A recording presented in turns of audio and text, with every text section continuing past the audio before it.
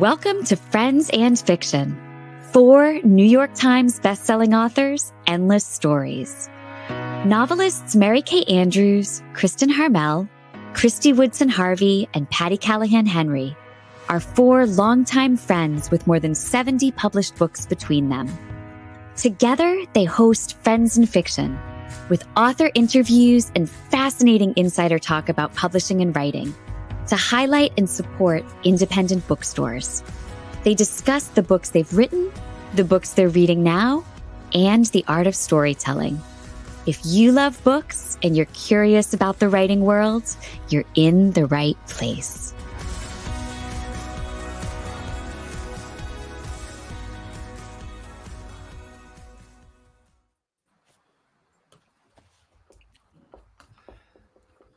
Hi, everyone.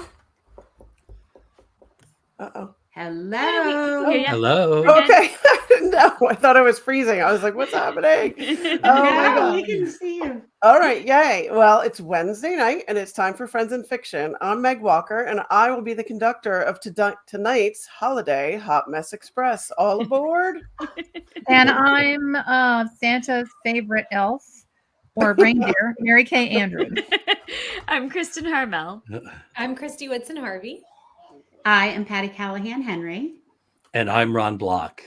And this is Friends and Fiction, 4 New York Times bestselling authors, endless stories to support indie bookstores, authors, and librarians. Tonight we are gathered for our holiday office party. It's our last episode of the year, and we've got loads of fun and games in store for you, so let's get started.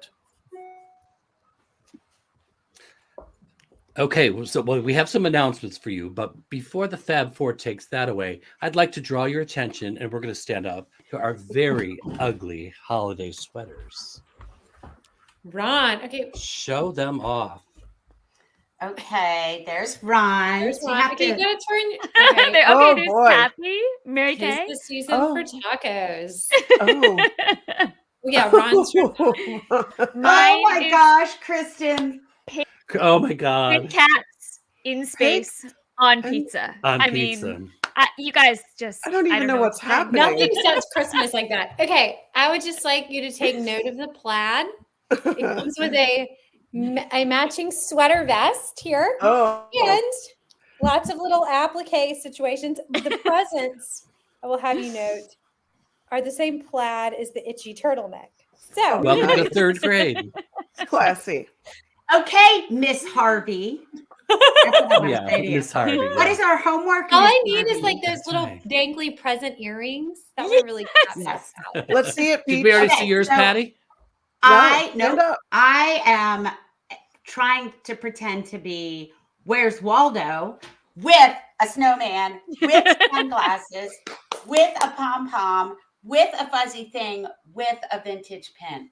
So, and flashing. Oh, yeah. Flashing thing. Fascinating. And yeah. yeah, Nice. speaking of And headwear, I I've got- also have a I've got this pom-pom. to go on. Oh, nice. Nice. You have a pom-pom. Look at that. You do have a pom-pom. Look at you. Oh. So, Wait, I forgot to show my glass. My glass is a part of my Oh, yeah. outfit. Oh, yeah. So And- this is my Frosty the Snowman martini glass here. And at the bottom of the glass, he's melted. Can you see him? I so love it. sad. look at Try that. not to spill this I on my have- computer. That'll be I have a fascinator, but it really doesn't matter because I also have pigs and cats on pizza. So Exactly. You've got pigs and I- on pizza. You're good. I'm going to be thinking about that for a long time. I know. Will said it was cute Fun. too. I know. I got dressed and Will was like, I actually think that's kind of cute. I was like, Somebody said, but pom-pom. Right, Pigs Ron, on we- pizza. Who would have thought? Who would have thought pigs on pizza? All right. Anyway, so Let's go. while the ladies were reading the announcements that are coming up, we ask you, the viewing audience, to cast your votes in the comments for the ugliest of the bunch. And guess what? We're going to try to tally those up, and maybe whoever's lucky enough to receive the most votes will get to be the one who gets to help Cousin Eddie empty the waste tank on his RV. wait a Hilarious. minute, I wouldn't have worn the pigs on pizza if I knew that was the prize. Come on. Right. cute in that case. Winner, winner, chicken dinner. My cheeks. That's right. Pizza dinner. Oh, I got a vote. I've got a vote. What a vote! Yeah, somebody The else most thinks clever that animal sweater. Somebody else thinks the sweater that says "Tits the season" is a good thing. Everybody agrees that pigs and cats on Yours is the ugliest, ugliest. Christian. Oh, yeah. Oh, somebody Got it. voted There's for Ron. Ron. Ron got a vote. Ron- Okay. Woo! Pretty Pretty ugly. Kristen. I like it. Yeah. Kristen, you All are right. running away Right, with we'll the see, we'll episode. see. Yeah. All right, Kristen, Yeah. take us away. All right. Well, I have a quick reminder that you can check out all the fun things going on in our Friends and Fiction community at friendsandfiction.com. There you will find links to our bookshop.org page where you can buy our books and those by our guests at a discount, to the Friends and Fiction official book club with Brenda and Lisa, and to our weekly email newsletter sign up. You'll also find a link to our Friends and Fiction Writers Block podcast, a new episode that drops every Friday. On last Friday's episode, Ron and I had the most incredible conversation Incredible. with Sean Dietrich, a columnist, podcaster, stand-up storyteller, better known as Sean of the South. And we talked about his new novel, Kinfolk. It was a powerful Amazing. conversation. Amazing. And coming this Friday, Kristin and I will be talking with #1 New York Times best-selling author of The Maid, Nita Prose, with her brand new one, Molly the Maid novel called The Mystery Guest. We had so much fun with her, and she is hilarious. She's almost like her Molly the Maid. So you can listen and subscribe wherever you get your podcasts, and find info and links at friendsandfiction.com. Over on the book club's Facebook page, the group is reading Christmas Presents by our friend Lisa Unger. You can join them for that live online author discussion at their last book club meetup of the year this coming Monday, December 18th at 7 p.m. Eastern. And you've heard we are once again offering a subscription box in 2024, right? Our pals at Oxford Exchange have the subscription box up for ordering now. So be sure to subscribe. And for one convenience price, you'll get my 2024 book, Summers at the Saint, coming May 7th, and Kristy's new one, A Happier Life, coming June 25th, plus fabulous free Friends and Fiction gift item that we'll be revealing soon. You'll also have the option of adding on the forthcoming 2024 paperback editions of Patti's The Secret Book of Flora Lee, coming in April, and Kristin's The Paris Daughter, out in May. And, you know, these make great Christmas gifts. And what you should do is send a link to that to whoever is buying your gifts and say, look, just buy me this. And done. And no one And done. gets it. And we're done. And that's why I was showing it off. I'm very excited. Oh, you got the gallery. You got it. Beautiful. Okay. Beautiful. That's awesome. Okay, have you seen the cute new Friends and Fiction merchandise? Visit the F&F bookstore on bonfire.com, where you can buy the super cool nameless tees and sweatshirts that you've been buying up already, but there's more gifts to give. Now you can also find coffee mugs in 2 different fun designs, as well as an adorable Friends and Fiction canvas book bag that says, I heard about all these books on Friends and Fiction. I wish I had one to show you. It's very cool. Pretend. Okay, and then we also have some old faves like the wine sippies, like a few of us have, and the reading journal. They're all still available through Oxford Exchange. And The reading before- journal is a good holiday gift too. Oh, Yes. it's a Yeah. great holiday Yeah. gift. Great I gift. gave it to my mom one year, last year or the year before. She loves it. That's I awesome. love that thing. It's so nice. It's so well And made. it's so pretty. It Yeah. is. So really pretty. is. Mhm. Well, before we get on with tonight's show, we want to tell you about some changes afoot at Friends and Fiction. All right. Y'all ready? For the past nearly 4 years now, Can't since believe it. April of 2020, we have been producing a weekly web show every single Wednesday night.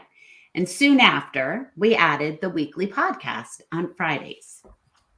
So I'm in charge of finance, so I think that's why I get the math part. Yeah, you get We the have numbers. now put out 197 episodes of the Wednesday night web gosh. show and more than 153 episodes of our podcast. So we've brought you more than 400 guests over 45 months together. Wow. Unbelievable. Yeah. 197 Wednesday nights together. Yeah, they did not let me do math. So No counting for you. No, We they do told me not. there would. I only signed on to this gigs because they said there would be no math. Since we got our start, the world has opened up a lot more. As authors, we are all back to full-fledged book tours. All of us are at home less, and life is back to its same old hectic pace. But never Oh. fear, we are not going anywhere. But we have decided to streamline things just a bit here at Friends and Fiction going into the new year. So, with all that said, beginning in January of 2024, which I can't believe is 3 weeks away, we will have one live Wednesday night web show each month, with all four of us hosting together, all four of us live with the guest, one featured guest whose book we are particularly excited about for the month. And we will still have a podcast episode each Friday, but now we will also be recording the video of those podcast interviews, which we will release online on Wednesday evenings. So you can still come here every Wednesday night at 7 p.m. and hang out with us. Right. So if you're used to watching us on our Facebook page and YouTube channel each week, we will still be posting fresh video content in both places every single Wednesday evening. Whew. And if you're used to listening to us on our podcast, you can still find fresh content there every single Friday, just like now. That's not changing. We'll have a lot more to say soon about the guest lineup for 2024. It's But so for good. now, we can It is tell so you that our So good. January, I know it's amazing. Meg has put this all together. It has been incredible.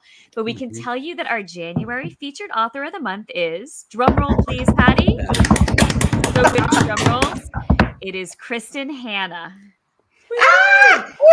So, as everyone knows, Kristin Harmel's new book is called The Women, and it is one There of the it most is. anticipated books of 2024.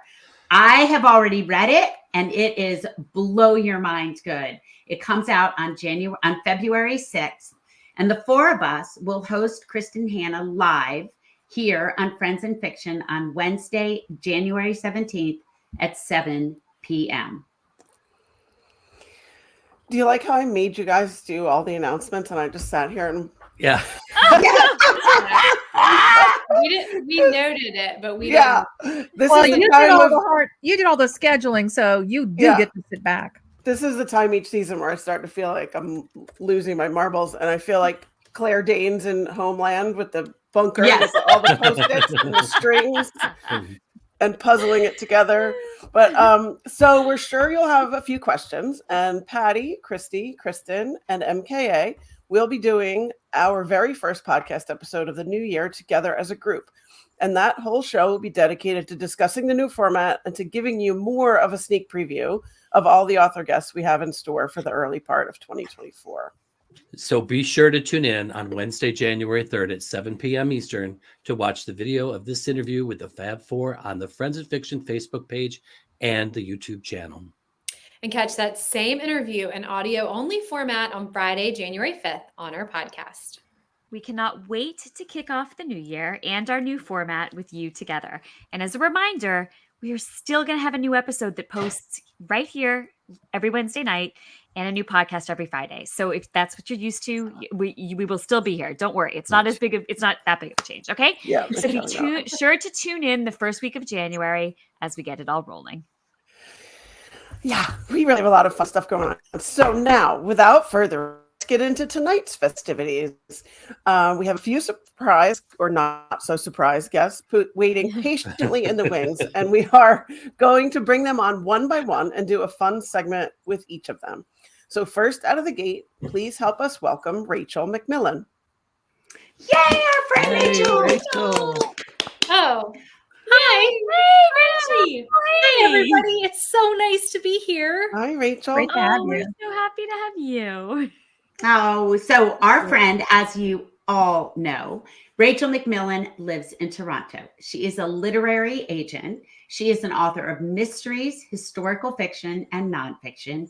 She is our friend. She is a musical theater aficionado who has seen Les Mis on 3 continents. She is an architecture, history, and travel buff. And most importantly, for us right now at this time of year, and why we have her on tonight is she is a self-proclaimed Hallmark Christmas movie addict and the author of A Very Merry Holiday Movie Guide. Sean. Oh, Rachel's already on.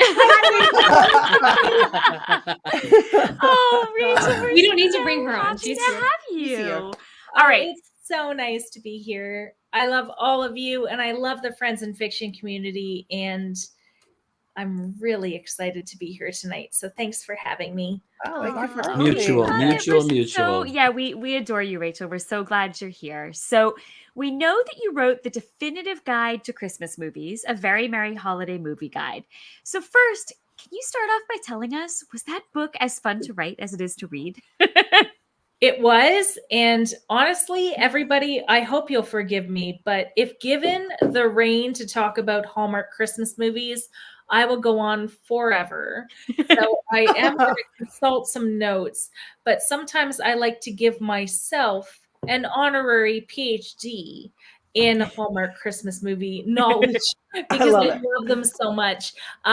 It was a brilliantly fun book to write, specifically because in my other worlds and jobs, especially in my fiction, I'm often writing historical fiction that takes years and years of intensive research. So when it happened that I was able to do research on made for TV Christmas movies, it was like, oh my gosh, this is the best thing to ever happen. So it was a lot of fun because awesome. I think everyone in the group tonight and readers and viewers who have been following the paths of the authors who are engaged in this community know we put a lot of time and intensive research into our books. And so if there's a moment where we can kind of draw on a more joyful, passionate experience that isn't perhaps dragging us into the archives of World War II research, it was a lot of fun because I unironically love these movies. And I don't care who calls me out on this. I love them. And anything that makes you happy and gives you joy is legitimate. So I won't apologize. Well said. I love Well them. put. Well put. Yeah. Love it. Love it. Okay. So, Rachel, I have the big question here tonight. Yeah. What is your all-time favorite Christmas movie? Okay. Well, this is awesome because it's within the title of my book. My Oh. all-time favorite Hallmark Christmas movie or made-for-TV Christmas movie is A Very Merry Mix-Up, starring the luminous Alicia Witt, who has written her own book called Small Changes, which walks people through little tweaks they can do in their diet and lifestyle to live healthily. So I riffed on the title of A Very Merry Mix-Up. Alicia Witt is an author and actress based in Nashville, Tennessee, and I called it A Very Merry Holiday Movie Guide in honor of that film. But I know that Hallmark and made-for-TV Christmas movies are kind of a subgenre. So if we're thinking about throughout all of movies for the holidays in history, I also love It's a Wonderful Life. Yeah. I love Klaus on Netflix because I think it's the perfect example of a story that finds a back door into a well-known history, in this case Santa Claus. And I also love The Muppets Christmas Carol. Oh. My graduate degree was in Victorian literature, and I still maintain that Muppet Christmas Carol is the best adaptation of Christmas Carol. Oh, I love it. That is Really? awesome. I love that. All right, Patti, what about you? What's your favorite? Oh, this Santa Claus. Oh, yeah. Meg? That's a good one. Mine is definitely Elf, for Okay. sure. I think it's the perfect Christmas movie. It is He's so funny, good. heartwarming. The music is great. The cast is great. I just love it. Ron? It's not a full movie, but we love Emmett Otter's Jug Band Christmas. Oh, that's a good one too. Kristen? The Night They Saved Christmas, which is a made-for-TV movie starring Jacqueline Smith from the 1980s. That is Christmas to me. Oh, Love it. I love that. MKA, what about you? White Christmas. Oh, I love that one. I was trying to guess what you were going to say, and I was like, she's going to say. You knew it was going to be a super, super oldie. I knew it was going to I think I have to go with the Grinch, but like the original cartoon. Yeah. Yep. Yeah. Well, I mean, all the adaptations are fun and great too, but just the old school cartoon is just my very Nothing favorite. beats the original. That to me is Christmas. Like, But these are placeholders, everybody, because there are several authors whose books are just waiting yeah, Exactly. yes, in this yes. group Mhm. for brilliant Christmas productions. So To instantly you go. become For everyone's favorite Christmas Exactly. movie. Yeah. Okay, now, Rachel, as a resident expert, tell us what the ingredients are of a classic Hallmark Christmas movie. And why are we all so drawn to them? I think to start, and we see this a lot right now in terms of if you go to the USA Today bestseller list or the New York Times, you're going to see that romance and romantic comedies are on the rise. Yeah. And they are very much popular because they continually draw back to certain tropes: enemies to lovers, friends to lovers, boyfriends, family, brother's best friend. All of the Hallmark Christmas movies and all of the Lifetime or whatever your channel of choice is for made for TV Christmas movies draw back to the tropes that have seen us through the romantic sphere since Jane Austen. We are not talking about things that are groundbreaking. We're talking about the seeds that have been sown from literary prowesses before us. So there is a reason we go back to them.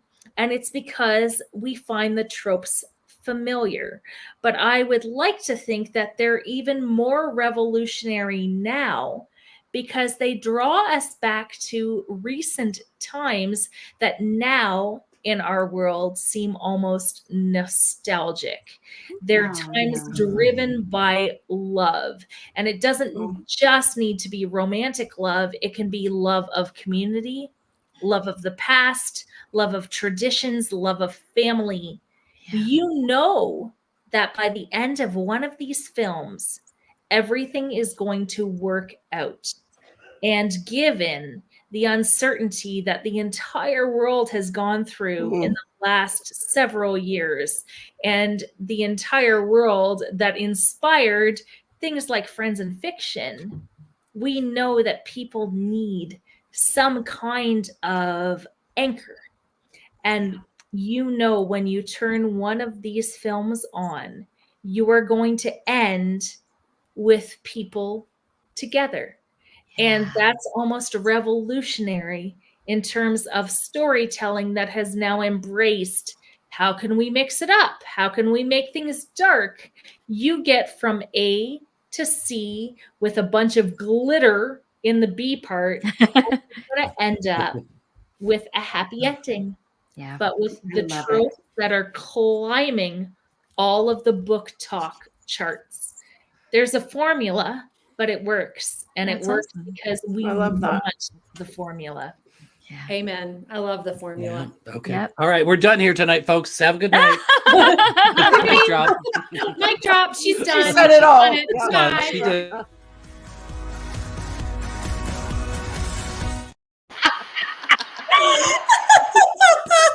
Come on. Hilarious. Oh my God. All right. Well, I have a real question now, though. So, if you were going to add to the book and do a little bit of a sequel, are there anything that you've seen since the book was published that you think is a real standout? But also, are there any clunkers? So first off, let me preface that I'm actually in my old age, a little bit post-COVID. If you had asked Rachel before some clunkers, I'd be able to like mock and be like, oh yeah, this is terrible. I'm now in a moment where I feel that whatever reaches you as a consumer, a reader, a viewer, that makes you happy is legitimate. Yeah. I'm Okay. also of the opinion that we're now in a moment where so many people in the writing community are finding their works adapted for TV, movies, and consumption. And I don't actually feel led to put anyone down. So I would preface this by saying, if you watch one of these made for TV films and you find it unintentionally funny, that's not a bad thing. Ah, They yeah. are Okay. what they are. Yeah. But I don't want to bring anything down. What I will say is this. Even since this book published in October 2020, what a beautiful, stupid lockdown month that was.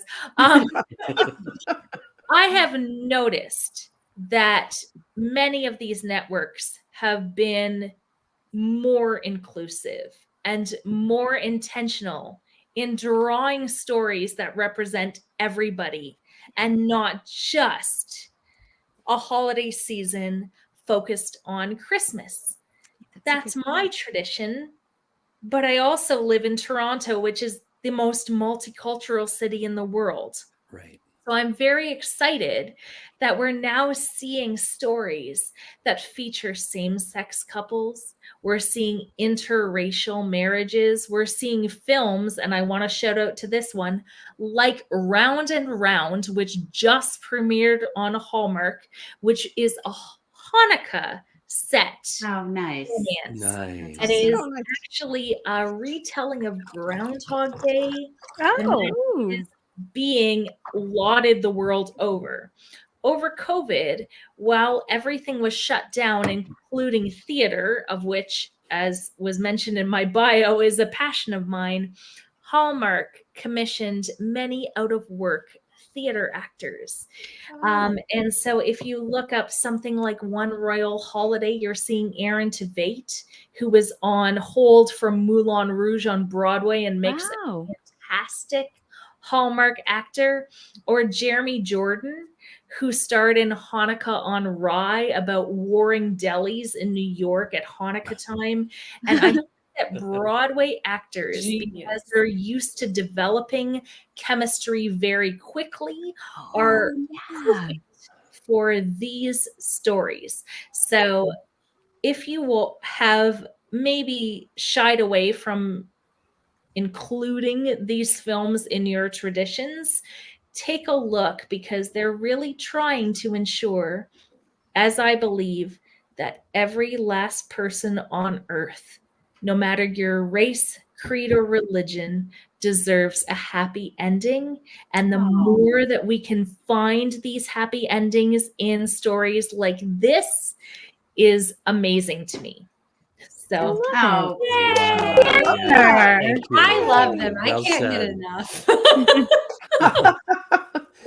I'm going to go seek out some new ones. Rachel, this has been so much fun. I love Thank you for guys. taking time We out love of your you. schedule. We love Love you. you, Rachel. We hope you have a very, very Merry Christmas and And that get to all of watch a whole bunch of Hallmark. Yes. Thank you, We're ready for Rachel. this. Thanks so much for having Good me. night, Merry Rachel. Christmas. Bye. Bye, Good Rachel. night. All right. Now Wow. it's time for guest number 2, you guys. So we're super excited to bring on one of our community's most favorite authors and most favorite humans, Right. Wade Rouse, also known as Viola Shipman. Now, Wade Rouse is we're so excited to have Wade. So Wade is the USA Today, a Publishers Weekly, and internationally best-selling author of 4 memoirs and 9 novels, and his books have been translated into 21 languages. He chose his grandmother's name, Viola Shipman, as a pen name to honor the working poor Ozarks woman whose heirlooms and family stories inspire his fiction. This year, he brought us 2 Viola Shipman books, Famous in a Small Town, and this holiday season's The Wishing Bridge. Sean, can you please bring Wade on? Ho, ho, ho. Hey, who you calling a hoe, Wade? Come on. This is the Always ultimate with the hoe. hoe. I just have to say, my Christmas has already been made because I got to meet Kristy and Kristin in person this year for the first time. Oh, I feel like my Wow. holidays have been made, and I'm going to meet Kathy in March at the Southwest Florida Readers Festival. So Yeah. Patti, you're left, and Meg, you're left. That's awesome. And Wade, I was going to say we should add to your bio, notably, not only did we get to meet each other, but we got to meet each other on the night of my life that I got to meet Lauren Graham. Oh, that's right. It was Kristy and Lauren, and she was she was in another land. Glowing. I love her so much. And I was like, she's at my table. This is a terrible idea. You need to I'm just gonna be like all over her all night. It's great. All right. Sorry. Well, The show. enough of this love fest. Wade, like me, you had a holiday book out this year. Tell us about The Wishing Bridge. Yeah, all of my books are inspired by deeply personal memories, and this was inspired by Christmases with my grandma Shipman in the Ozarks. I spent my holidays with her baking and wrapping, and even though my grandma was working poor, she bought so many Christmas presents that you had to shovel your way kind of through her little living room to the fireplace and her kitchen. And I never felt safer than when I was with my grandmother, baking cookies and drinking eggnog and watching Charlie Brown Christmas while I was nestled in her lap. And I knew that my grandmother, despite loving me like that, was also preparing me to leave my little town in which I was born and raised. And that's what inspired The Wishing Bridge. It's about a woman in her 50s that grows up in a tiny little Christmas town, a real one at that, called Frankenmuth, Michigan. And her father wants to start a Christmas store, and he does out of his parents' basement. And his dream is just to leave it to his daughter. But she has bigger dreams, and she forges her way out of that little town and becomes a mergers and acquisitions executive in Detroit, Michigan, and sort of kind of loses her way, becomes very addicted to what we all love in this world, which is money and prestige and benefits and IRA and healthcare. And here she's going to lose her job come the new year if she doesn't pick up the pace. So she comes up with a desperate idea and tells her young boss that she can convince her parents, now in their 70s, to sell their business, which is now the world's largest independently owned Christmas store, to a company that needs an image overhaul. And she goes home under a ruse to convince them to do so. But when she gets there, she sees things in a very different light as an adult. And it's kind of how we all do. We see our parents and our grandparents and our towns we're born and raised in one way when we're young. And then when we grow up and we see who our parents were and we recognize their sacrifices, we see the world, I think, in a very different way. And that's what this book is about, is really connecting readers back to those memories that we had and that I think that we've forgotten. And I loved what Rachel was saying. We need hope right now. We need safety and we need comfort. And if this book can provide that to readers, then I feel like my job is done. And the town is adorable that I write about. It's the cutest Christmas town, I think, in the world. It really is home to the world's largest Christmas store. Gary and I blew our IRA in there the first time we went. So it's filled with all the things that I think a Christmas book is supposed to have. I think some members of our community went. Didn't you just run a trip recently? We did. Yeah, we did a thing called, we're doing Viola Shipman's Smitten with the Mitten tours, and we're taking visitors and readers to the places that I write about all over Michigan. And yeah, there was a group from Friends in Fiction that came and kind of shopped at Bronner's, and they went to all of the chicken restaurants and got to see everything. And it was lovely. We're actually having one in Palm Springs in March to celebrate the Secret of Snow, which is set in Traverse City and in Palm Springs. Nice. Oh, fun. That's Yeah. awesome. Yeah, I A few know. of them came back to Cleveland and reported back that they had such a great time on that trip. Oh, nice. Oh, that's awesome. Yeah, Megan, I just missed you in Palm Springs, Wade. I know. And I'm so sorry. It never rains in the desert. It never rains. Boy, did it rain on us. It was I'm insane. so sorry. It The rained in the ceiling- bookstore. The roof was leaking in the bookstore. Oh no. Like when you come see me, it'll just be sunshine. Yeah. Oh, wow. We still had a Well, good hold time. Wade that brings the sunshine. is what That's it is. right. Memory. Okay, Wade, you've been writing the Christmas books. You've been taking people to visit the Christmas towns. What is your all-time favorite Christmas book? Yeah. So hard. Yeah. I have a few. I think one of the ones I loved the most that I discovered as an adult was the Christmas Box by Richard Paul Evans. It became kind of a standard for me. I put it out, near our trees every single year. That's one. I think I've said this before. I also love Holidays on Ice by David Sedaris. It's brilliant, and if you want kind of anti-Christmas Christmas and a laugh, I think it's perfect. And Polar Express is another one of my all-time favorites as well. Yeah. All good. Okay, any that you've read more than once or that you kind of revisit every year? I'm going to do, I'm going back to my childhood, and that's what inspired, a lot of what inspired The Wishing Bridge, but I keep my little Peanuts Christmas book. Oh, And I put it out. I have I have my grandmother's manger scene that was passed along to me. I have a Charlie Brown tree that Gary got me that I love and have on my desk. I put this out with my Charlie Brown ornaments and all the little figurines. It's just all of the things that connect me to being a kid again. And I think that's what Christmas is all about. If you lose that, you lose the spirit of it. Yeah, I love that. absolutely. That's awesome. Yeah. Somebody No, was I've gonna grown say old. The bell still rings for me as it does for all who truly believe. And you don't something. like Okay. You mentioned some of the key elements to Christmas book, but if you could whittle it down, what do you think are the key elements that any Christmas book needs? It's a great question. I love Rachel because I think Hallmark has saved Christmas for so many writers, and it's also kind of wrecked it for so many writers because what you expect in a Hallmark movie is it starts with the woman in the city, and she's going out to dinner with the guy in the suit, and she gets the call from her hometown, and you're like, that guy's gone. Say goodbye, sweetie. And she gets back home and runs into her old beau at the tree farm, and he's wearing flannel and got an axe on his shoulder.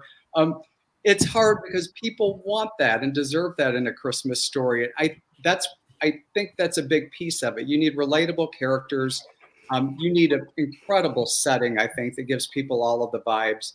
But I truly believe that especially with a Christmas story, and Kathy knows this, you have to be deeply and personally connected to it in some way.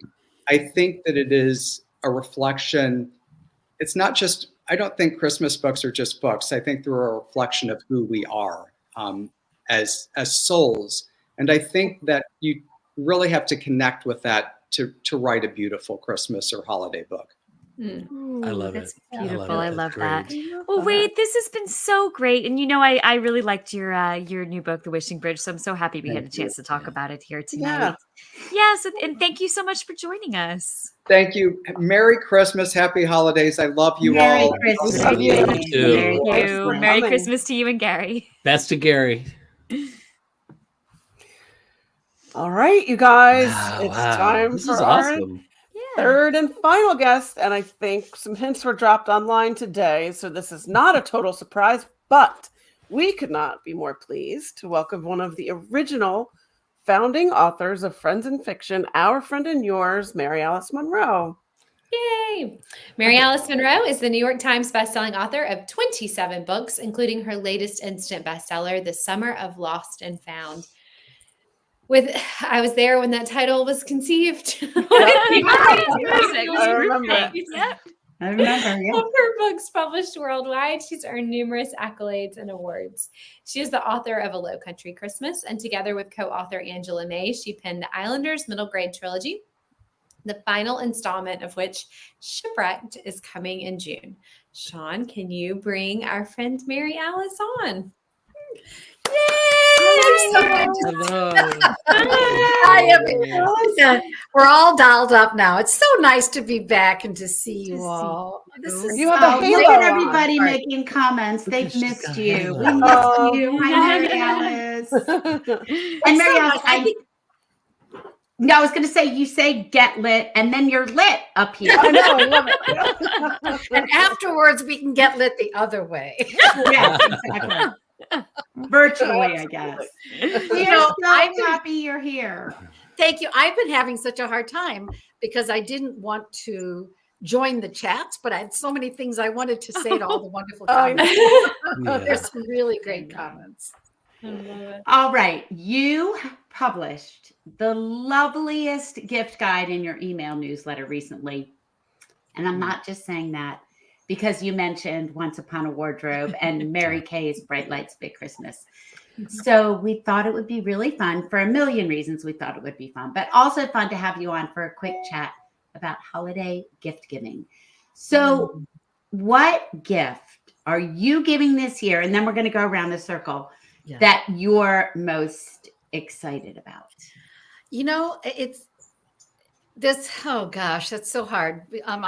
I love getting the children's, grandchildren gifts because those are the most fun to give.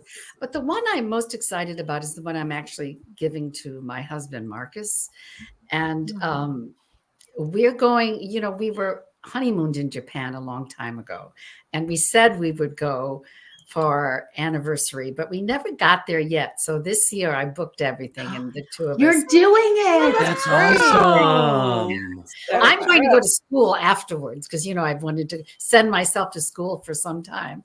But I think this is a good time for us to sort of revisit all the memories of all the I love that. I love that. Oh, I'm glad you're Amazing. doing it. Yeah, I'm excited. That gave me chill bumps. You've been talking about that for so long. And, you know, Patti, the thing about, you know, looking back is so many wishes that you've had and things you've wanted to do. Yeah. And you get so busy and you never seem to have the time to do them. So all of a sudden you realize, I better get things done and enjoy them now. Yeah, that's true. It's time for us to do this trip. So I'm excited. Good for And you. it was our for honeymoon, you. and now we're going to go on a second honeymoon. Oh, I Oh, love that's it. awesome. That's Good for you. wonderful. Oh, your life has been a second honeymoon with Mark. Okay. Oh, yes. Maybe. Just maybe. Okay, Meg, what are you excited about giving everyone?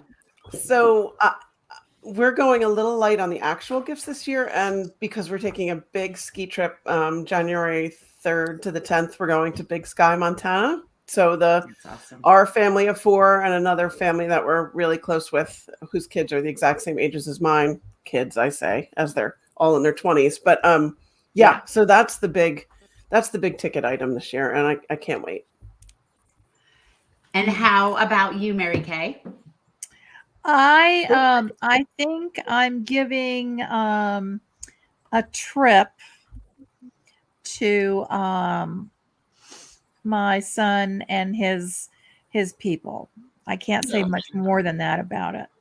That's exciting. That's Ooh. wonderful. Kristy, what are you excited about giving? That's the theme, and I'm not going to say much either because my mom's watching and my husband and son are downstairs. But it's trips for everyone. We're all Yeah, love it. yeah. Love it. That's so funny. And how about you, Everyone's Kristy? taking trips.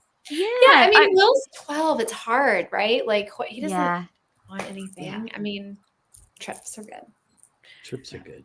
But I can't say much either because I know Jason and Noah are watching in the other room. But I will say that this year I sent a lot of people things related to candy, like Sugar Wish, like which you get to choose your own candy. Yeah. But I found these things from, I don't know how you say the name of that chocolate company in San Francisco. I think it's San Francisco. It's Vosges. Does anyone know how to say that? Vosges, I think. Vosges. Okay. So Vosges has Don't this ask me new- of all the people. right. Hey, Patti, how do you say it? No. Vosges. Exactly. Vasquez. They have this 2.5 pound dark chocolate bar with 14 karat gold flakes that I'm like, it's just like so bonkers that I'm like, that has to be the thing I send. So I did send that to a handful of people, and I can't wait to hear how it is. Wow, Amazing. that's Oh very my decadent. gosh, that's hilarious. As soon as you Right? said that, I remembered something I'm really excited about, but it's not my turn anymore, so I'm going to skip it. No, go ahead. I want to hear. I want to hear. Yeah. Okay, so for my like team at Gallery, so my book, A Happier Life, the grandmother is like a really amazing hostess, and so I had them linen cocktail napkins made that have like her favorite hostessing tips on them, like champagne is a hostess's best friend, and presentation is everything, and they turned out so much prettier like in real life than I thought they were going to be, and so when I got them, I was like, oh my gosh, these are so cute. Oh, I love that. That's What a a cool really good gift gift. idea. Yeah. That's awesome. How about you, Ron? Is there Well- something you're excited about giving? I am. My oldest granddaughter. I wish Rachel was still here because we could share this, but she's become enamored with musical theater. So I have this whole package of things I've put together, and it includes a lot. It includes a little bit of a trip too. So Oh, I going to love be- it. Ooh, that's I know she's not exciting. watching, so it's okay. That's That's awesome. exciting. Okay. Did everybody go? Did Yeah. everybody- Yeah, Patty. everybody went. Oh, Patty. Oh, Patty. Patty, Patty. You know, we have such a big year coming up. Our son is getting married, and my husband and I both hit a milestone birthday. So our present all to each other is that we are going on a trip together. I don't want to say a lot because some of it's a surprise, but that seems to be the theme. So I'm Yeah. trying to figure out a really cute way to wrap that. And I think a really cute way to do that is in a shadow box. I think that's a good idea. Oh, That's a that's a great cute idea. idea. Like I like print that. pictures Yeah. of it or whatever. Yeah, made I know scroll Mary up. Alice like putting, and then because then you can use that frame for something else. But Yeah. That's it's a better than photograph like of the just a- trip.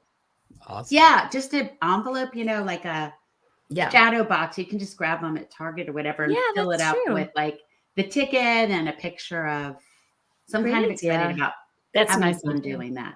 Yeah, That's yeah. really cute. I like Do we that. have time? Can I tell you quickly we talked about the Polar Express. Yeah. I have a Yeah. great story about that. Can I tell it real quick? Yeah. Yeah. Okay. Of course. When I was a young mother and we lived in Washington, D.C. and had very little money, Marcus was at the NIH and I'd walk down Connecticut Avenue. There was an independent bookstore there. And I'd always sneak in or peek in the window. And one day, it was near Christmas time, there was a young man with big glasses and he was reading to a group of couldn't be more than 6 or 7 kids. So I went in and I listened.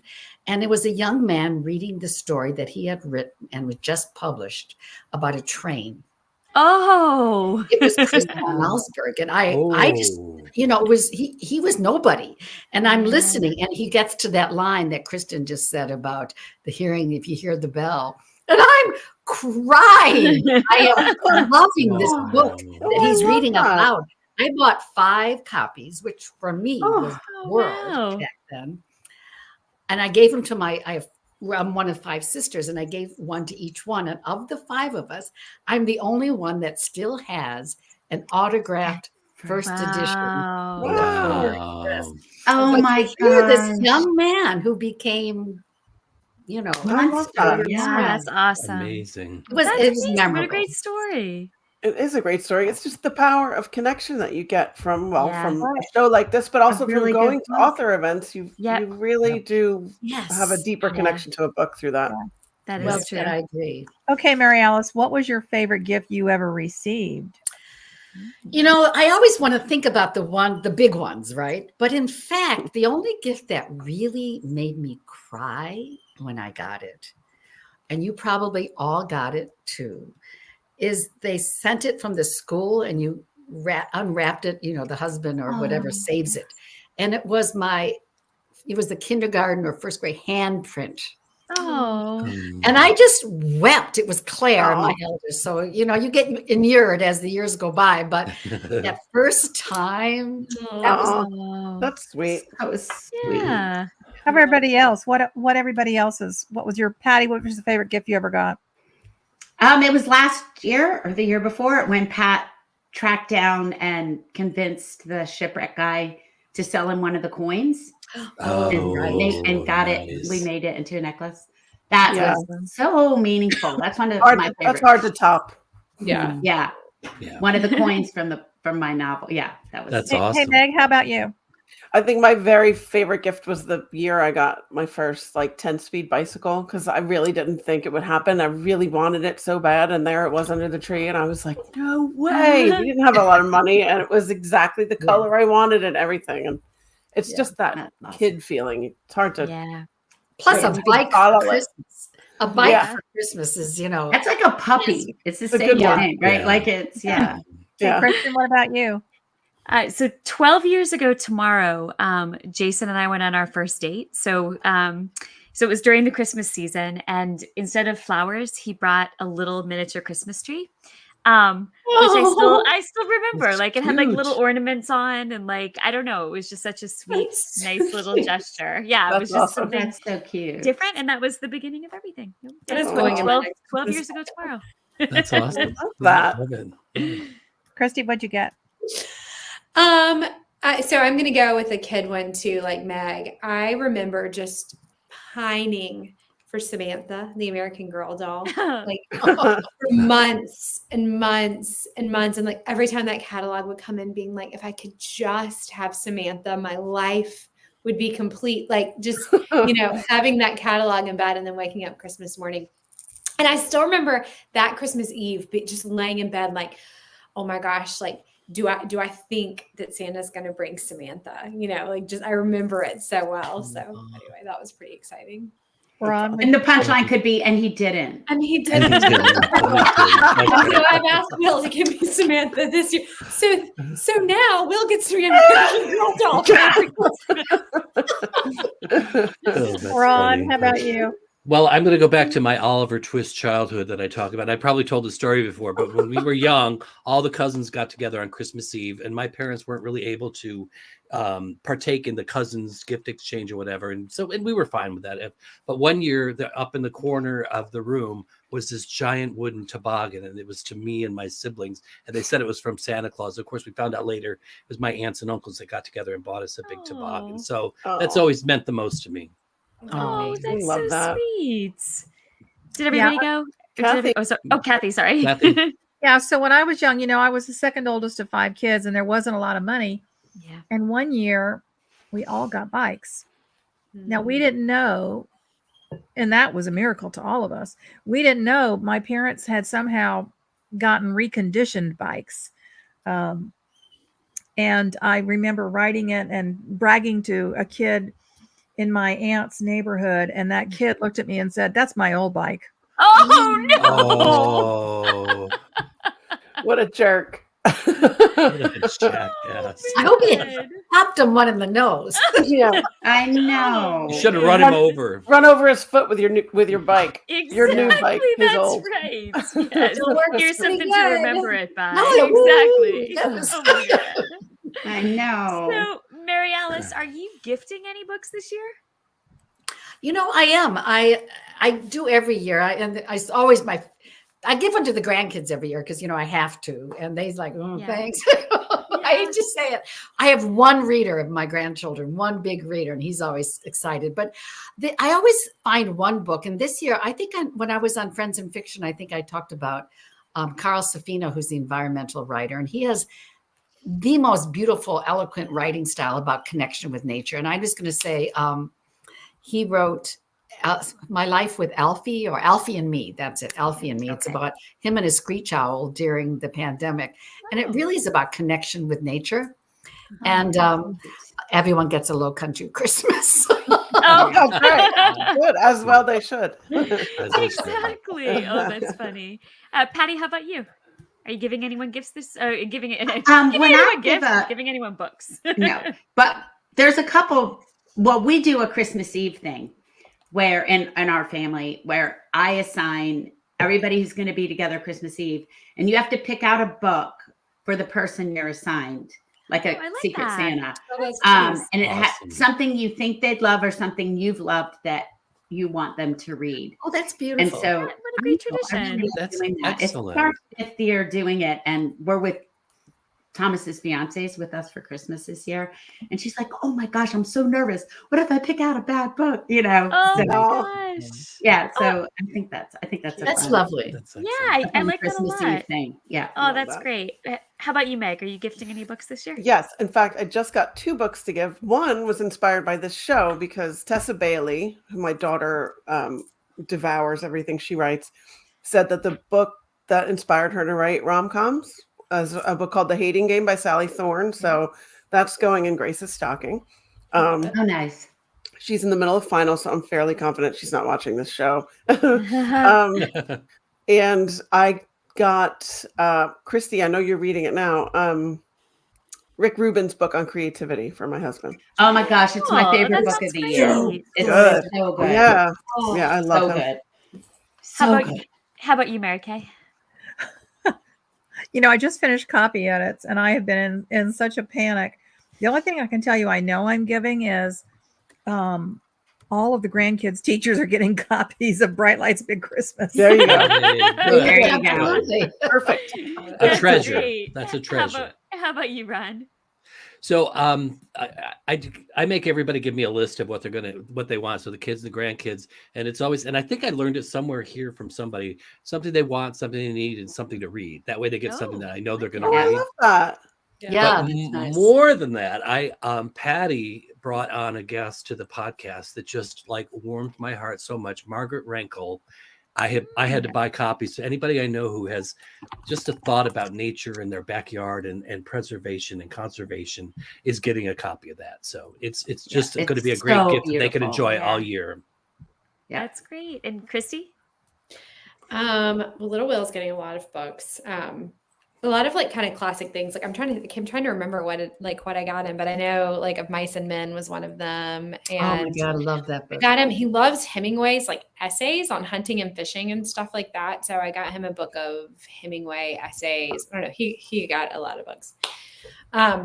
He always does. He's not a huge reader, but I'm just bound and determined. Hard, isn't it hard?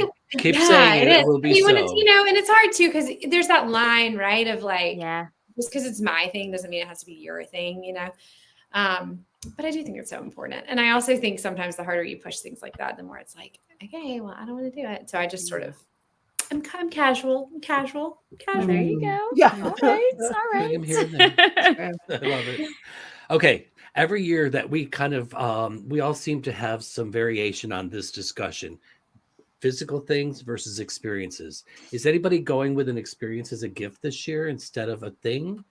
Or if you've done it in the past, I'd love to hear about it. But let's start with you, Mary Alice. I think Well, your I think gift. a that lot you of us. talked Yeah, about- I was going to say, I think that's the theme for the night. I was Yeah. going to say, I think that's what we're Yeah. all doing. Yeah. And the older I get, the more I realize the experiences are. And when your kids get older, they're the best. So bravo to everyone who's going on a trip with family this year. Yeah. Such a good Yeah. point. Yeah. Such good memories. Well, let's mix it up a little bit. Amazing. Let's start with you, Kristy. What are you doing? What's your Well, so this is thought on not it? specifically for Christmas, but it's like kind of related because this is like, I guess, the second Christmas that we won't be having with like our whole family. So we're reinstating. We used to go to South Carolina together every year, like all 24 of us, and get a big, huge house. My grandparents did it for us every year. And since my grandmother passed away, we haven't done it. And so this year we are reinstating the family beach trip. So it's kind of like, sort of for Christmas, like all of our parents got us that. So we're all that's awesome. together. That's and really kind of nice. reinstate. I love That's that. really And there nice. are there are going to be so many babies, like babies. Oh, I'm jealous. Oh, Okay, Kristy, I guess this year I am having they're all coming to my house. Oh, So Greta, my daughter Greta lives on Sullivan's, which is just around the bridge, and Claire now has a house here on Isle of Palm. So it's because they're all descending this year. Oh, that's nice. So it's fun. kind of your Christmas on South Carolina, but Is your son coming too? oh yeah, everybody's coming. Oh with my their gosh, kids. Mary that's Alice, amazing. And all the dogs. So All the dogs. Oh my gosh, you have to post tons of pictures. yes. I will. And I'm cooking. That's all I know is I'm cooking. So Nice. nice. Oh, how about you, Meg? Well, Experiences or things? we're taking the big ski trip, and I can't wait. But Yeah, in the past, like when our kids were little, we one year took everybody to the Radio City Christmas Spectacular, which is just the best. It's the best. I It still is the have not best. seen that. Oh, Oh, it's I worth it. highly Patti, encourage get on a everyone plane to I see it. know. It's the perfect word for it because it's truly spectacular. It's everything. It's every part of every Christmas story. They work it in there somehow. There's live animals. There's ice skating. There's Rockettes. There's That's awesome. ballet. blast There's New York City Nutcracker. I was every- just in New York last weekend, and I still couldn't. There was just no.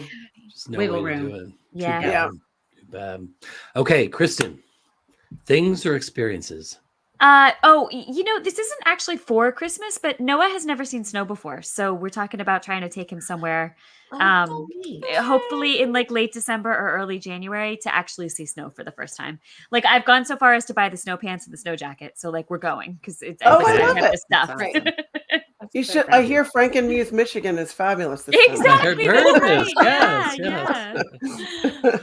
Not Cleveland. There's no snow coming here this year. So You're warding it off. Sure. it is gone. It is gone. Okay, Kathy, you're up.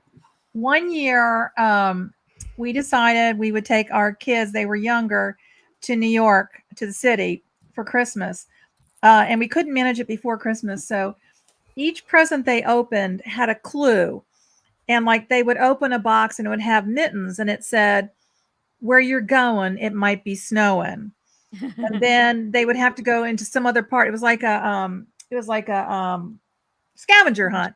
They had to go all over the house. We gave them like little snow globes that had the Empire State Building in it. And then right after Christmas, we went to New York and they went skating at Rockefeller Plaza. awesome. Wow, what a great idea. Oh, that's Yeah, so we cute. did the Really we did the Staten Island, not the Staten Island ferry, the ferry that goes around Circle Statue Line of Liberty. cruise. Circle Yeah, we Line. did the Circle Yeah. Line. Yeah. We took them to FAO Schwartz, and they got to do. This was when they had right after Big. They still had the piano keys. The life-size cool. piano. Yeah. Yeah. I love Yeah, that. we went to see a play, a Broadway play. We try to sort of do all the iconic New York Wow. things, That's and they really never forgot it. It was so Yeah. much. That's That's Well, awesome. we Right, did a right. carriage ride around Central Park. We went to the Central Park Zoo and discovered that penguins, while adorable, stink. We did it all. Yeah, I was just like, we're That's going to cram awesome. as much as we can into this, like, I don't know, three-day trip, and it was a lot of fun, and they never forgot I'm it. putting that one on my list. Yeah. Yeah, Sounds awesome. those are Great idea. fun. Great And stuff. and think about it, they remember that way more than half the presents they got. Oh yeah, Right, for right. sure. For sure. I'd say it's the gift that keeps on giving. They Yeah. remember that It's forever. true. Yeah. So Yeah. so real quickly, we're going to have Christmas early. We haven't been able to do this. So we rented a house in the Finger Lakes. There's a town called Skinny Atlas. So all of next weekend, everybody's going to spend the weekend. And we Skinny Atlas is known as I think the premier place that turns it into a Dickens Christmas. So everybody's Oh. dressed in character and That's and awesome. Now Oh. you have to tell me all about it. I'm I dying. will. I will. That's I will. awesome. I've heard about it for years, but I've not been to it. And this year we're all going. Cool. That's I went to great. the one in Rochester, England, and where he actually lived. And I swear, all the people in the town dress up in character. There's a lot of Miss Havishams, and you really, really should do that next. But I want to Oh, hear. that's awesome. Yeah. Cool. Yeah, I think would that was love probably to do better. that. I want to go to London over the holidays so bad Yeah, I bet to it's beautiful. see it all. I know you did, Mary Alice, which is so cool. You It did was it great. 2 years ago. You did it 2 years ago. Yeah. Mhm. Awesome. All right, everybody's gone, right? Don't want to skip anybody. Yep. Yeah. Yep. Okay. Well, Mary Alice, that was so much fun to have you back in the F&F on the stage here with us tonight. But it's always so great to have you here, and we know our community always loves seeing you. Yes. So thank you for being here, and Merry Christmas. Merry We are- Christmas. Merry Christmas, Christmas. Mary Christmas, Alice. Mary Mary Alice. Alice. I love you. I hope all. you survive the Me too. family gatherings. Yeah. Yes. I'm Send excited. up a flare when it's over so we know you're okay. All right. Well, hello to that F&F community. Merry Christmas to you, everybody. Merry Christmas. Merry Christmas, Merry Mary Christmas. Alice. Good night. Right. Wow. All right. Well, so we are running long, and we know that we're keeping folks a little long tonight. And we talked about cutting this next segment, but we're not going to. We're not going to, you guys. We're not going to. We're not So paying. there. All right. So We're there. here all Let's just- night. Yeah. Yeah, so there's no after show, so we'll just roll this all into one big thing. But we did promise There we go. prizes, so we have to have a Well, lightning that's round. right. Oh yeah. Right. So we're going to Okay. close out the night with a lightning round. But bam! I wish there was sound effects. Patty can make them. All right. I can. Look at it. There you That go. was so good. Cellophane. That's what they use. That's awesome. Okay, so Nice. Lucky you happen to Nice have Foley cell work, phone right Sean now. is saying. it's Foley Nice. work. There you go. So Hilarious. we highly encourage everybody in the audience to participate in this. So by all means, answer the questions in the lightning round in the comments. We'll choose some winners completely at random amongst the commenters to win fabulous prizes. And with thanks to our generous hosts and our guests, we have 6 prizes up for grabs. Mary Kay Andrews' Bright Lights Big Christmas, plus a puzzle. Kristy Woodson Harvey's Christmas in Peachtree Bluff. Patti Callahan Henry's The Perfect Love Song. The Wishing Bridge by Viola Shipman. A Very Merry Holiday Movie Guide by Rachel McMillan. And A Low Country Christmas by Mary Alice Monroe. All right, so we have 3 quick questions, and everyone's going to go around. So the All first right. one is, let's all talk about our favorite Friends in Fiction moments from this past year. Mary Kay. Okay, well, it didn't happen on screen, but I'll never forget having all of the Friends and Fiction universe vote me onto WCBS's Mary Calvi's book club pick. That was truly, I mean, you guys Awesome. showed out and showed up, and I'll never forget that. That's That's true. awesome. Kristen. For me, so we did 6 Friends in Fiction live events this year, which was awesome. It was so great to go on the road with you guys that many times and hang out and see so many members of the community. Yeah. But the one that meant the most to me was the very first one of those. It was 8 days after I finished radiation. I wasn't sure I could do it. Looking back, I can't believe I did do it 8 days after radiation. I was We still kept so being knocked like, out Kristin, and- you don't do this. This is crazy. but I had promised, and I didn't want to let anybody down, and I was so glad because it just brought me back to life, to see all of your beautiful faces and to get to hug each and every one of you, and then just to get to see so many members of our community too. So that was probably the favorite memory for me. Christy. Okay, so I mean, I hate to choose, my own launch, but I think it was so fun when we played Friends in Fiction Family Feud.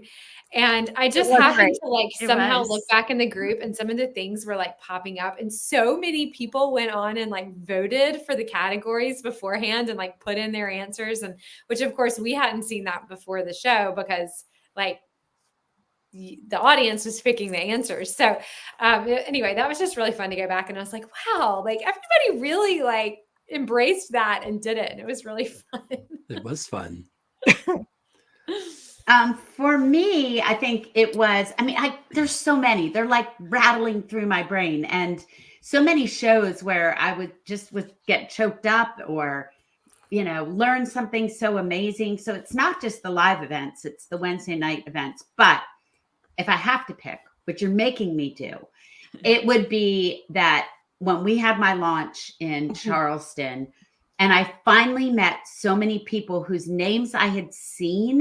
Yeah. Yes. And whose faces I had seen, but I had not met them in real life. And I walked into that bar restaurant in the hotel, and everybody was just sitting around laughing. And I just had this moment where I thought, this is why we did this. This is a whole group of people who are together because of a book.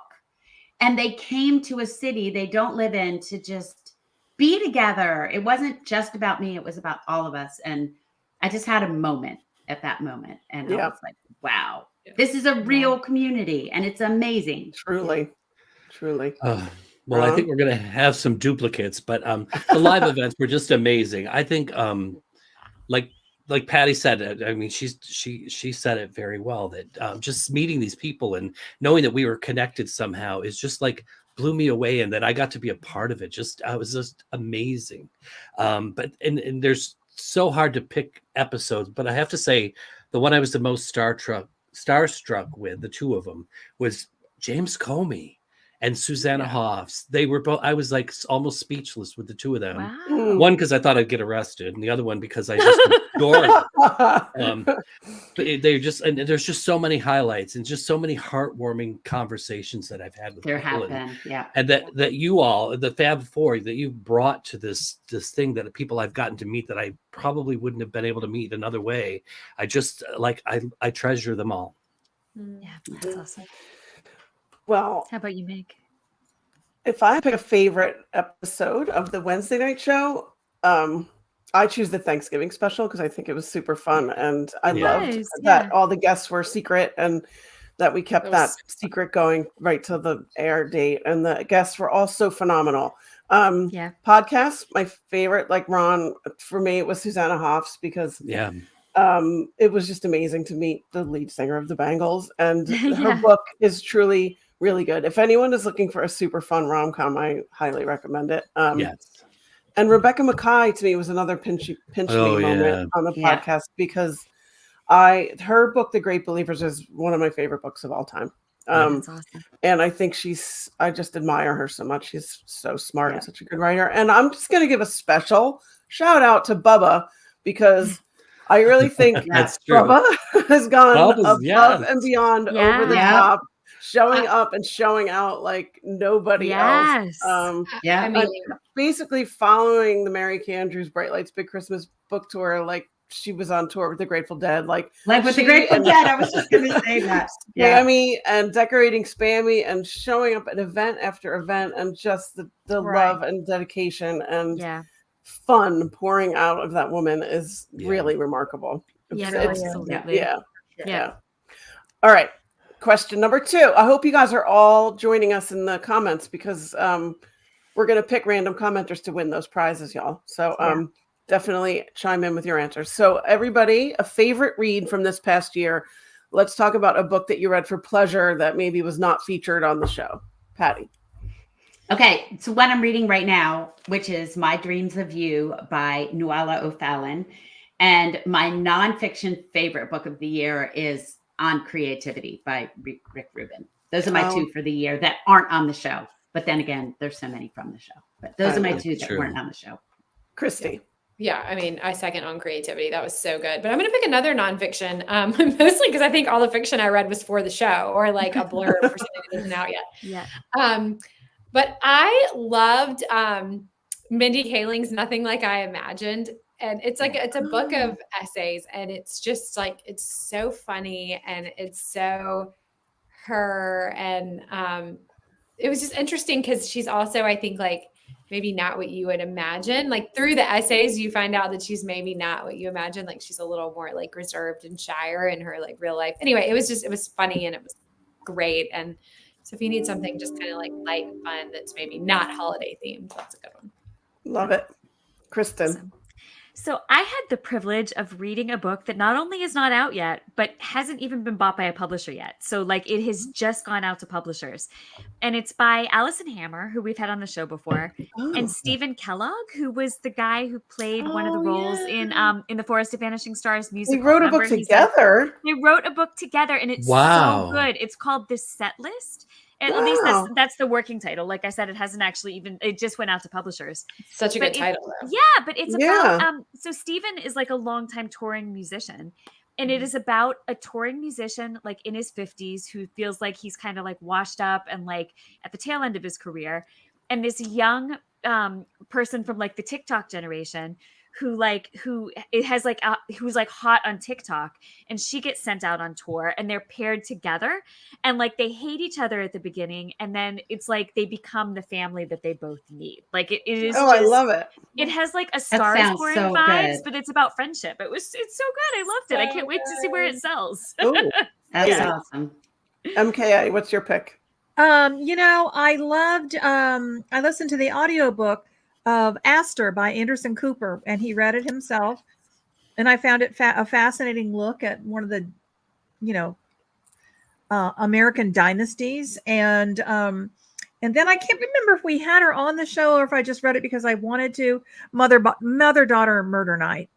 Yeah, we Nine had or- her. We had her on the Yeah. podcast. All right, I cheated, but It's okay. I love that book. Yeah, Yeah, but I think Ron, didn't you and I have her on the podcast? I don't. Yeah. We did. She's one of my favorite podcasts of the year because of her story of how it all came together and how she came to write it. yeah. Yeah. So I listened to that on audio too and really loved it. Awesome. That's awesome. All right, Ron.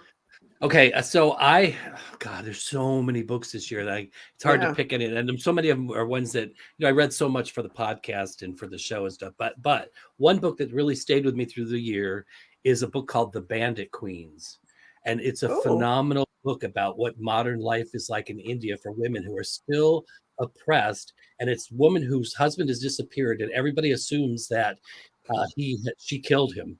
And she is part of this group of women who give a little bit of money, like a loan shark, who gives them money to start their own businesses. But it's a real exploration of what it's like to be in India now and try to have a modern relationship. It's phenomenal. It's great. And it'll stay with you. Oh, I Awesome. love it. Well, hands down, my favorite book of the year was absolutely Demon Copperhead by Barbara Kingsolver. I still haven't read it. Oh, I highly recommend it. It's I know, daunting, I'm gonna love it. long, and I bought it so long ago, and it was sitting there. And then my book club, we don't meet in November, so we had 2 months, and I was like, well, this is the time. And December is my pick. It's my meeting. I'm hosting the week after Christmas, and I was like, well, now's the time to read a 550-page book. But it's just amazing. It's just amazing. And my favorite nonfiction of the year for sure is The Storyteller by Dave Grohl. And I highly recommend it on audio because he reads it and he's the best. That's awesome. All right. Third question, third and final. Most anticipated book for 2024. So let's each name something we are personally super looking forward to reading that's coming out next year. Kristy. Lisa Barr's The Goddess of Warsaw, which she is doing the cover reveal for today. So that's really Today. I saw Beautiful it everywhere. cover. It's beautiful. Yeah. gorgeous. Yeah. It is. Gorgeous. Christy, that was my answer too. So I'm also, so sorry. seconding That's The not what I Goddess- wrote down. I know. I was like, oh, good. She's not mentioning it. I'll mention it. No. So The Goddess of Warsaw by Lisa Barr, and then I guess I will also say, I've already read it, but I'm looking forward to other people getting a chance to read it. Alice and Pataki's new book, which comes out in March. I really enjoyed it. I think I that'll look be a forward good to that answer. too. Yep. Yeah, So good. yeah. Yeah. Patti. I cannot wait to read Janet Sesklin Charles' new one. And these are books I have not read yet that I'm truly looking forward to. Her new one, she's the one who wrote The Paris Library, and she has a new one called Miss Morgan's Book Brigade. And it sounds so good. And then I have no idea what it's about, but I was obsessed with Chris Whitaker's last book, We Begin at the End. I Am an Outlaw. I just loved that book. That's not what it's called. That was the character. But he has a new one coming out called All the Colors of the Dark. MKA. I just found out about our friend Leanne Dolan's got a book coming out this spring called The Marriage Sabbatical, and I can't wait. Oh, cool. That's a good one. That's a good one. So Patti and I interviewed Chris Whitaker, and we fought over him then. We're going to fight over him now. Yeah. I'm so looking forward to All the Colors of the Dark. I know. I'm like, sounds could amazing. someone send that to me, please? Yes. Yes. But the other one I just got an early copy of that I haven't started yet, but I can't wait to, is the Guncle Abroad by our favorite Stephen yeah. Rowley. So Yeah, that's I another one can't I'm wait looking to forward read that. Yeah. Kathy and I had the pleasure of having dinner with Stephen in Palm Springs, and he's the best. And Yep. I love the Guncle, as we all did. And I can't, it's such a great concept, the Guncle Abroad. I'm going to name something super obvious. Kristen Hanna's The Women. It's worth I'm looking heard forward about to. It is so freaking good. I just know I'm going to dive into that book and not want it to It's end. really good. Yeah. All right, y'all. Well, that's a wrap. Okay. Wow. I think we might have set a record for longest show ever, but Yes. Sometimes holiday parties go like You have that. to. Yeah, Yeah, they- exactly. I love I I didn't even get to the cheese ball. How about you guys? Yeah. I haven't had No. any champagne. I mean, Yeah. Yeah. Exactly. Well, over the next few weeks, as we eagerly await the new season of Friends in Fiction, we want to remind you to stay in touch on the Friends in Fiction Facebook page, Instagram feed, and email newsletter, all of which you can find at friendsinfiction.com. And I actually saw a question in the comments earlier from someone saying, how can they find the podcast? You can find all of that information also on friendsinfiction.com. I'll show you. But also, when we say that we're doing video versions of the podcast, you can find those right here on Facebook and YouTube, just as you always have with our Wednesday night show. So if this is where you're already watching us, you can still find us here. Yep. Good. That's It's exciting. that purple app on your phone. You just type in podcasts and it's that purple app. And then you type in Friends in Fiction. There you go. Perfect. Okay, it's your line. Oh, did you miss any shows this year? I mean, I missed my cue, so maybe, I don't know, maybe you missed the shows. Do not forget that you can find all of the back episodes of our web show on YouTube. The web show will be dark for a couple of weeks while we get our holly on. So now is the perfect time to get caught up. You could wrap And we presents do. watch. Yes. That's right. And I don't know how to get my holly on, so that was a little visual for me. I don't, okay, so I'm Sounds thinking like it about sounds that. painful. I don't want to put holly. It Yeah. sounds like something I've never done before. Okay, Sounds we like do Christmas have. drink. Yeah, exactly. Okay, we're not talking about that. Okay, we do have 3 more podcast episodes releasing before the year's end, so make sure you're subscribed, listen to them wherever you get your podcasts. Find info, hate to be repetitive, at friendsandfiction.com. But these 3 are mark your so good. They're really good. Yeah. They're really good. Yeah, And we've mark had your some good ones calendars lately. for Wednesday, January 3rd to watch our first show of 2024 on our Facebook page and YouTube channel. And also Friday, January 5th, you can catch it on our podcast on that first episode of the new year. MKA, Patti, Kristin, and I will spill the tea about our format changes and our amazing upcoming guest lineup that is So amazing. too good to be true. I Yes, think by the yes, time yes. you 4 tape that podcast interview, we will be able to talk about January, February, and March. So we'll have That's awesome. a dozen authors Awesome. to tease you with. It's going to be so That's great, awesome. honestly. It's epic. Yeah, It's yeah. epic. It is epic. It's going to be good. All right. Merry Christmas, everybody. Thank you for sticking in for That an was so hour and 20 fun. minutes. Merry Christmas. Oh, and Mary Alice is still here. Wait, bring her back on real quick. Maybe if she's Hop still on here, and say she can goodnight. Yeah, Merry okay. Christmas. All the guys Thank all you here. for It was being so with much us. fun. Merry Christmas. Fun. Merry Christmas, everybody. Merry Good night. Christmas, everybody. everyone. Wish you all a good night. Yeah.